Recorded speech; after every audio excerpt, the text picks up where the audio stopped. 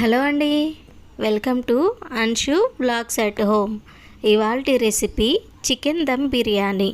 హోటల్లో లాగా చాలా టేస్టీగా సింపుల్గా ఇంట్లోనే మనం ప్రిపేర్ చేసుకోవచ్చండి.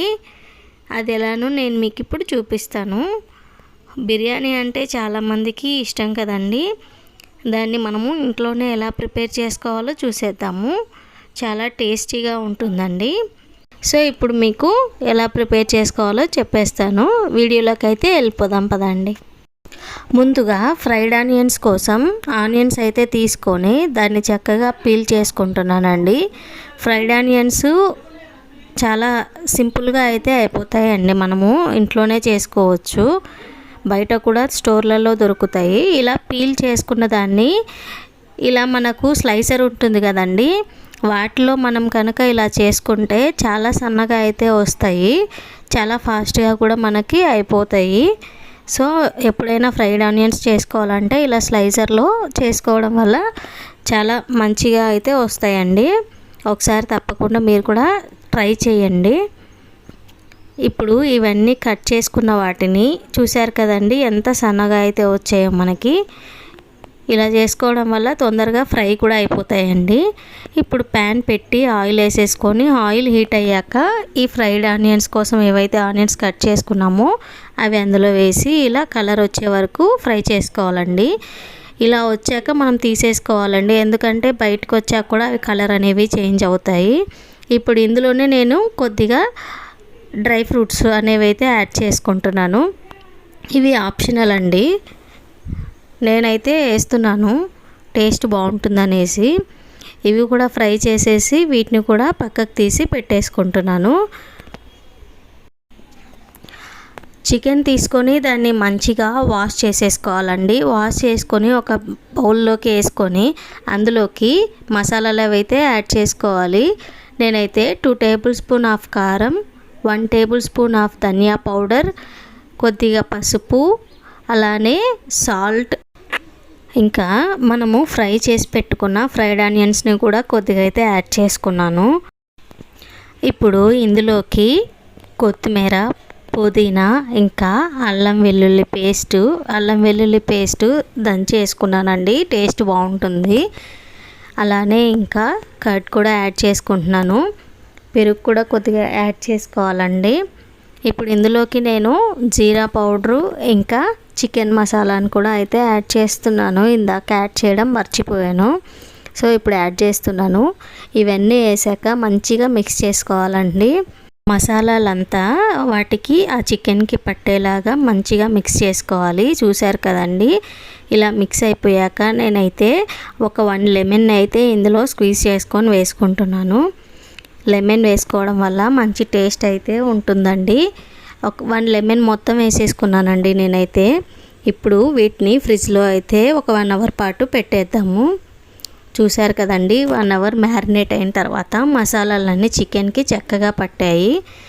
ఇప్పుడు ఈ చికెన్ని మనము ఒక ప్యాన్ పెట్టేసుకొని అందులో మనం ఇందాక ఆనియన్స్ ఫ్రై చేసి పెట్టుకున్న ఆయిల్లోనే ఈ చికెన్ అయితే యాడ్ చేసుకుంటున్నాను. ఇది మంచిగా 1 అవర్ పాటు మ్యారినేట్ అయింది కాబట్టి చాలా ఫాస్ట్గా కుక్ అయిపోతుందండి. పీసెస్ కూడా చాలా టేస్టీగా ఉంటాయి.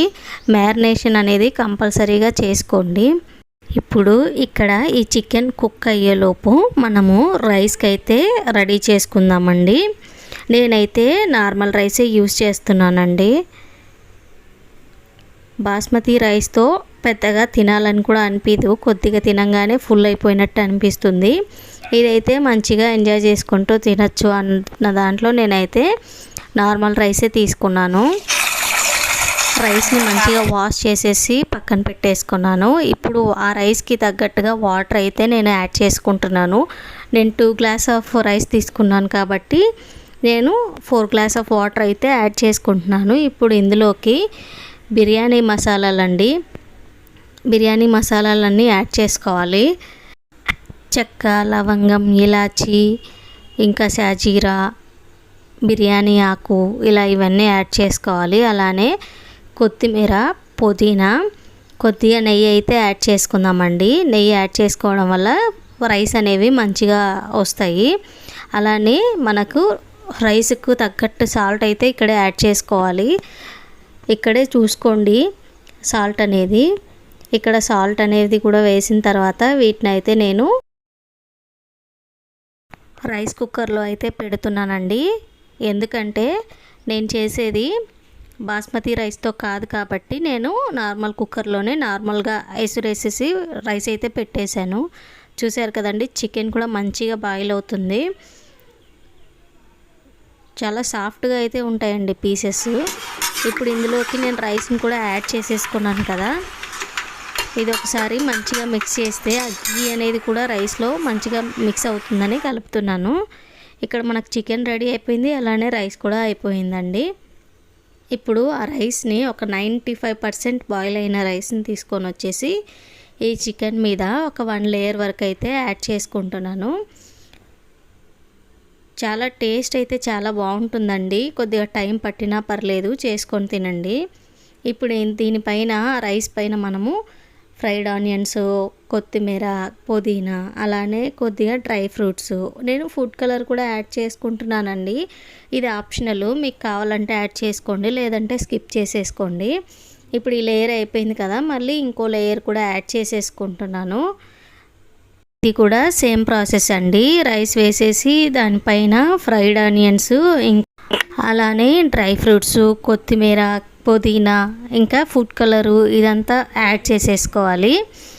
చూసారు కదండి, చాలా కలర్ఫుల్గా అయితే ఉంటుంది. టేస్ట్ కూడా చాలా బాగుంటుంది. ఒకసారి తప్పకుండా ట్రై చేయండి. ఇవన్నీ కూడా యాడ్ చేశాక ఫుడ్ కలర్ కూడా యాడ్ చేసుకుంటున్నాను.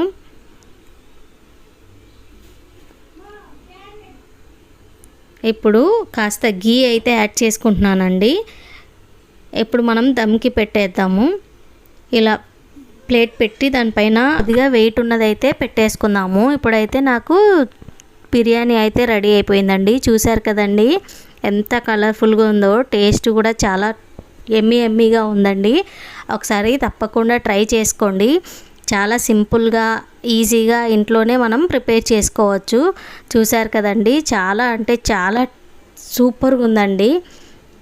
ఒకసారి తప్పకుండా మీరైతే ట్రై చేయండి. చూసారు కదా, పీస్ కూడా మంచి కలర్లో చాలా సాఫ్ట్గా అయితే వచ్చేసింది. పిల్లలు కూడా చాలా ఇష్టంగా అయితే తింటారండి. బిర్యానీ రైస్తో చేస్తే అంత ఎక్కువగా తినడానికి ఇష్టపడరు. ఇలా చేస్తే నార్మల్ రైస్తో తప్పకుండా పిల్లలు కూడా ఎంజాయ్ చేసుకుంటూ అయితే తింటారండి. చూసారు కదండి, నేనైతే సర్వ్ చేసుకుంటున్నాను. చాలా అంటే చాలా టేస్టీగా ఉంటుందండి. తప్పకుండా ట్రై చేయండి.